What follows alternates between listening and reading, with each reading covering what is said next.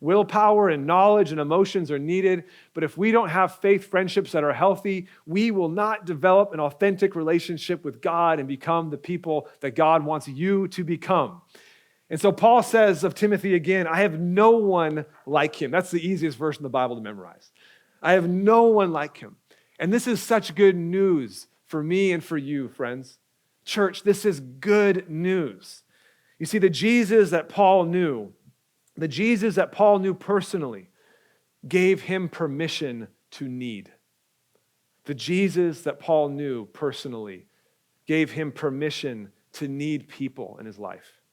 Paul didn't have this attitude of, I got it figured out. I'm in prison. I know I'm surrounded by walls, but it's just me and God. I'm good. I got it figured out. I'm good. I don't need anything. Paul didn't live that way. The Jesus that he knew gave him permission to need other people. And the good news of the gospel is that it gives me permission. If the Apostle Paul needed people by his side, how much more do I need people in my life? How much more do you need people in your life? If the greatest Christian leader that ever lived says there's no one else like him, this passage gives us permission to need. Remember, just a few verses earlier in Philippians chapter 2, verse 7, Paul talks about the most important passage in the Bible about Jesus' divinity and his humanity. And he says of Jesus that Jesus made himself nothing, becoming a servant, being made in human likeness. Paul knows that Jesus embraced his humanity. And because he embraced humanity, he embraced the need for friendship as well. And who am I?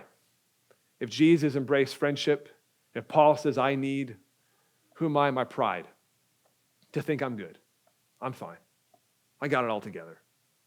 The gospel gives us as a church, it's good news. It's risky news, as I can tell on your faces. It's risky news that calls us out. It gives us permission to need. And so men, let me just speak to you for a moment. This need can't just be you and your wife if you're married. You need 1, 2, 3 brothers, band of brothers, to help you follow Jesus together. It cannot just be me and God all the time. Paul says, I have no one else like him. Healthy masculinity says, I have no one else like Don in my life.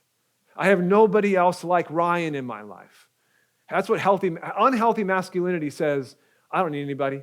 I'm good. I'm in a prison here, but I got it figured out. So men, we need.